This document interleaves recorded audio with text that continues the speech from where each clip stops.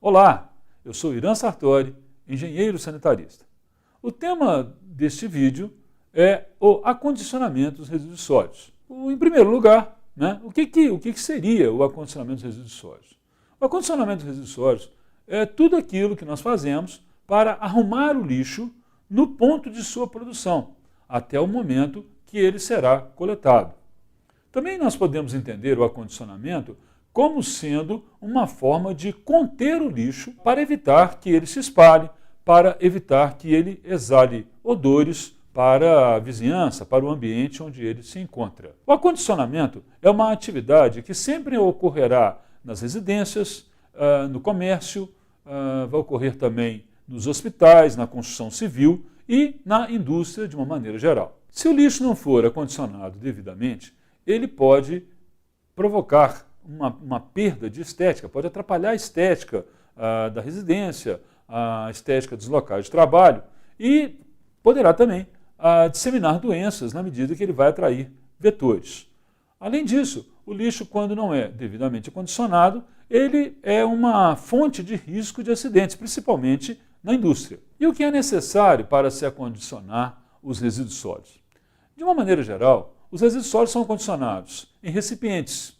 Esses recipientes podem ser flexíveis, como é o caso dos sacos plásticos ou das sacolinhas de supermercados, ou eles também podem ser acondicionados em recipientes rígidos, como é o caso dos contenedores e dos cestos de lixo. O recipiente de acondicionamento ele tem que ser compatível com o resíduo que ele vai acondicionar, ou seja, ele tem que ser compatível com o resíduo e com as condições do resíduo que ele vai conter. Além disso, o recipiente deve atender também a outras necessidades do gerenciamento dos resíduos, como, por exemplo, a possibilidade de se realizar uma coleta segura, que não cause nenhum acidente nem transmita doenças aos operários da coleta. A escolha ou a determinação do recipiente que será utilizado para o acondicionamento, ele deve levar em conta o tempo que o resíduo ficará acondicionado até a coleta. Ele deve levar em conta o volume e o peso que serão acondicionados e contidos pelo recipiente e também deve levar em conta a presença de umidade ou de substâncias agressivas ou perigosas que possam fazer parte da composição daquele resíduo. Assim, dependendo das condições que o recipiente de resíduos deverá atender, ele poderá ter algumas características, como, por exemplo, apresentar volume de alguns litros, simplesmente uns poucos litros, até diversos metros cúbicos, ser fabricado de materiais diferentes, como, por exemplo, plástico ou algum metal, apresentar cores também diferenciadas em função do seu conteúdo, porque a cor já é um indicativo do que se encontra lá dentro do recipiente. Os recipientes também poderão possuir inscrições e sinalização que complemente a informação sobre o que deve ser acondicionado em cada um deles. E, além disso, eles podem possuir tampa, podem possuir também cantos arredondados, quando for necessário que eles sejam lavados, e podem também possuir rodízios, no caso em que esses recipientes se desloquem no local em que são utilizados. Para se acondicionar os resíduos, nem sempre serão utilizados recipientes. Resíduos como, por exemplo, grandes peças de papelão, grandes caixas, depois de abertas, elas podem ser acondicionadas na forma de fardos, ou seja, elas podem ser enfardadas. Embalagens plásticas, no seu conjunto, podem ser compactadas também na forma de fardos amarrados depois com cabos. A mesma ideia é válida para as latinhas de alumínio ou para embalagens de outros metais, que, uma vez prensadas, elas acabam formando blocos que são, então, destinados para a coleta seletiva e, em seguida, para a reciclagem. A forma de acondicionamento também depende da forma ou do método que é utilizado para a coleta dos resíduos.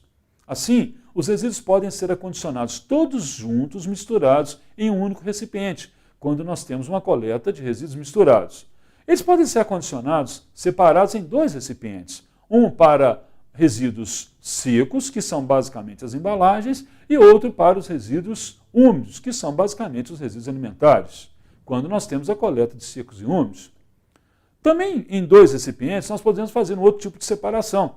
Nesta outra forma, os resíduos são acondicionados em um recipiente que recebe apenas resíduos recicláveis e em outro recipiente que recebe tudo aquilo que não é reciclável. Nesse caso, eu já estou fazendo uma coleta que leva em conta o critério de reciclabilidade. Além disso, os resíduos também podem ser acondicionados por material. Seria uma coleta seletiva, segregativa na fonte.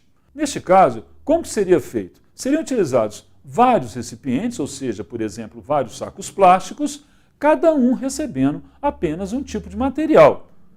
Então eu teria um saco plástico com vidro, outro saco plástico com plásticos rígidos, um saco plástico com papelão, outro saco plástico com metais, né? E assim, com um número de separações compatível com o que estivesse sendo praticado naquela comunidade. Não se pode esquecer que, uma vez que o acondicionamento é a primeira etapa do fluxo de resíduos, ele acaba interferindo nas etapas seguintes, como, por exemplo, a própria coleta, o transporte e até mesmo o processamento do resíduo na destinação final.